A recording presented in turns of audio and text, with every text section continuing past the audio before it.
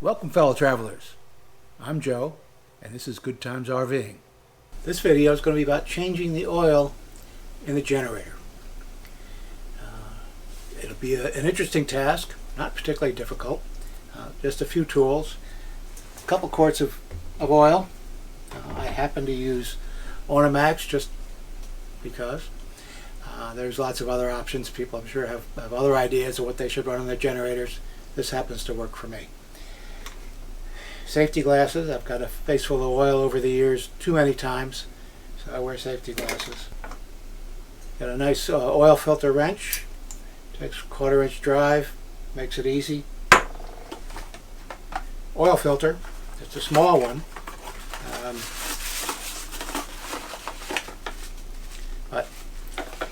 And it has a gasket on the top. You'll see when I take this off that I check. I wipe the receptacle for the oil filter, and I make sure this O-ring has been removed with the old filter. Sometimes it'll stick, and if you try to put this on when that old gasket is in there, it makes a hell of a mess. So, and I have some, and I'll show you. I've got some oil absorbing pads that I put under everything. I've spilt over the years. I've learned that everything doesn't always go according to plan. And I have an air filter. So this would be a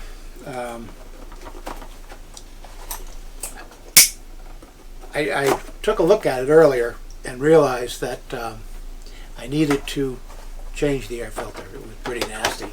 And over the last year I was in a lot of desert areas with lots of dust. So change this. It'll be a good time. I'm sure it'll be, it's relatively easy. There's a lot, of course, under here. There's a lot of room under there to dig around in there. Of course, famous last words is going to be easy. That's going to be the plan today. And I'll show you how I go about changing the oil in the generator. I don't quite have 100 hours on it, but I typically will change oil every year. See you there. Show you how I go about changing the oil in the oil filter. So here we are. Got the cover off. Here's the filter. We're just going to pop these two side clips off, and then you'll take the cover and rotate it up. Don't try to pull it straight out. Rotate it up, and it'll unclip. You see these little hooks here? They go into 3 hoops, and they pull that cover tight. So you want to make sure you unroll it. Don't pull it out. Just lift it up, and it'll literally fall into your hand. Here's the old filter. Here are the hoops that you hook those tabs into. So you want to be careful that you just hook them in and rotate that piece either opened or closed. And I'm a bit fastidious about cleaning all the gasket area, and I mean, there's no sense in having introduced stuff into your generator. Here, and I'm just checking the gasket, making sure I've got the right filter. It's a gasket that it'll fit cleanly in all the gasket areas, and I just lay it in there. As long as it's the proper filter, it'll fit well. And again, we're just trying to stick those tabs up into the hoops, and it'll just come right on, nice and tight, nice and snug. I always just give a little finger behind there and pull it, make sure those tabs are in the hoops and secure. You don't see any blue gasket material around the edges. And then just put the clips on, and you're done. All done. Very quick. Okay, we're getting ready to change the oil here. We've got the drain here for the oil. Filters underneath. I'll show you that in a second. You've got the hour meter here, so it'll tell us what the hours are at the change. And then we're going to start it to get it warmed up. A little prime.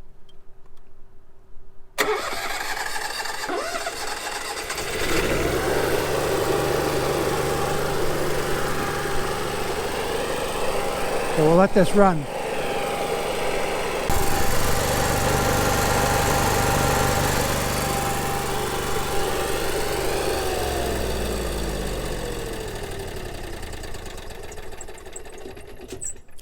So I had it run for 10 minutes or so, nice and warm now.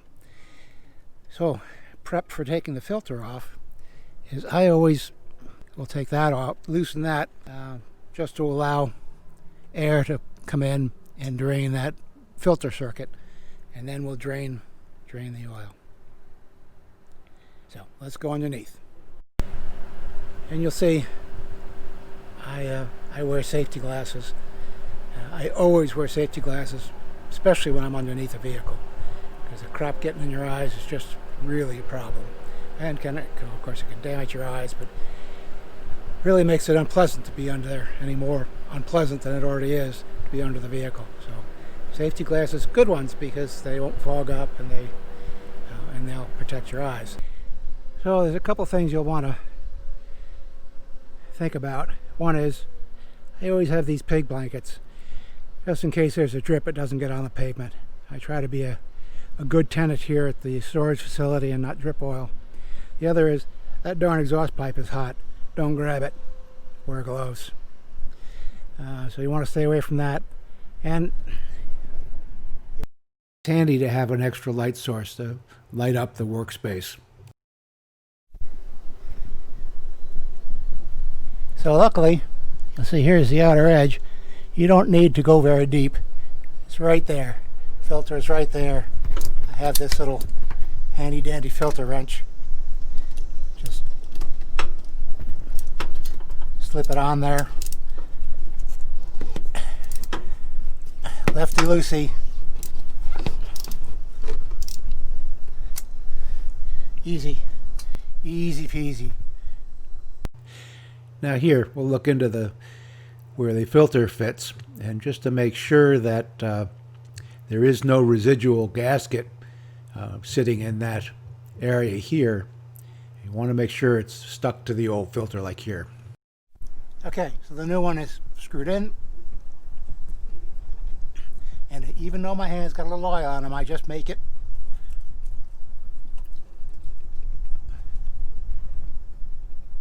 hand tight, plenty tight, and this is where the oil is going to drain. Pretty easy. Just remember, things can and will go wrong, so keep that pad there because I'm getting a drip. Don't get in a hurry here. This will overflow if you try to put the oil in too quickly, so I just slowly work it until it's empty, and then I'll just drop the bottle in. If you try to push it in too quickly, it'll overflow and make a mess. And you can bank on things going wrong, because they will.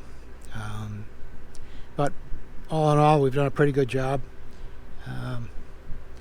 Gloves are covered in oil, but other than that, we're in pretty good shape. Now, you may not think it takes 2 quarts, but as you can see in there, it's almost full, and that is 2 quarts. Just remember that you need to have your filter full, so you can either fill it before you put it on, or if you forget to do that, put 1.5 quarts in, fire it up, let the generator fill that filter, and then you can put the rest of the 2 quarts in. Towards the end, it's a very slow go, but then no reason to check it because you know it's full.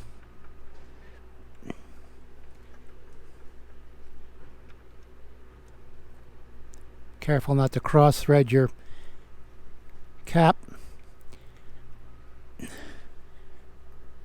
Make sure that's nice and tight. Yeah. No leaks down here. And a couple drips. There's been a couple drips from that pipe, but we'll give it a whirl.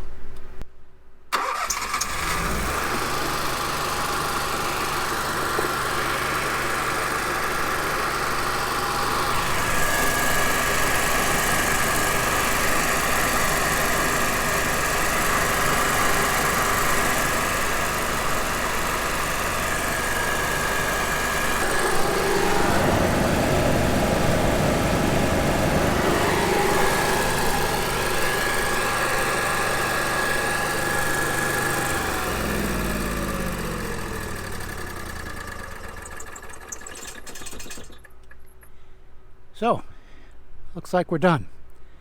Clean up this mess and go about our business. Just putting my oil change information in my log. Well, that went a lot easier than I thought, though there's always the opportunity to make a mess. You have to be a little careful with that. And things do drip after you shut them, so I always keep that pig blanket down until it's finished dripping. But filter was changed quite easily, oil was changed. Again, you got to take your time. And if you didn't put oil in the filter, I put a quart and a half in, and then run it for a few minutes and let that oil filter fill up, and that way you can get the rest of the 2 quarts in. But it does take a full 2 quarts, and that's right up to the full line, that's what I run it. I happen to get the Cummings oil just because on the internet. If you're careful and you can catch it on a sale, you can get it just as cheap as any other oil. That's designed for the generator. But again, I changed it at 98.5 hours. That's about 50 hours on that oil. But that oil was dark, and quite honestly, it was ready. We ran it when we were boondocking. We don't need the generator much with the solar on the roof, but occasionally at night I'll run it. And we ran it out west, and it was very dusty out west. So I thought, well, it's probably a good thing to change that at 50 hours, and which I did. And so now I'm going to change probably to another 50, which may take another year for me, because again, we don't use it that often. I exercise it more than I use it, and now we're going into winter, so I won't need both air conditioners. I'm running the air now. I'm sorry, you can hear that. And again, we've got the generator. It's fully serviced, ready to go. Again, it's an easy job. Just pay attention. There's a couple things to watch for. One is that gasket on the filter. Make sure that comes out with the filter. The other one, put the filter in. Don't cross thread it. Be careful. It's not hard to put it in, and if you just feel for the threads and you can make sure it's on there, make sure it's snug. Not to be tight. Don't use the wrench. Use your hands. Even if your hands are a little oily, you should have enough strength to tighten it. And when you put the oil in, very slowly, or you will make a mess. I don't use a funnel. I just use the oil bottle and pour it in very slowly. Let it relax and drain. And as it gets more full, you have to slow it down even more because that oil does come up the neck, and so it will overflow quite easily. So you have to be patient, get it done. And again, if you didn't put oil from those 2 quarts, you didn't put oil in the filter, at about a quart and a half, I'll go ahead and put the cap back on and run it for a few minutes, and let the pump fill that oil filter with oil, and that way you'll be able to get that whole 2 quarts in, and it will be full and ready to go. Hopefully that was useful. Yeah, and I apologize for the air conditioner, but thumbs up. Have a great day, and see you on the road, fellow travelers.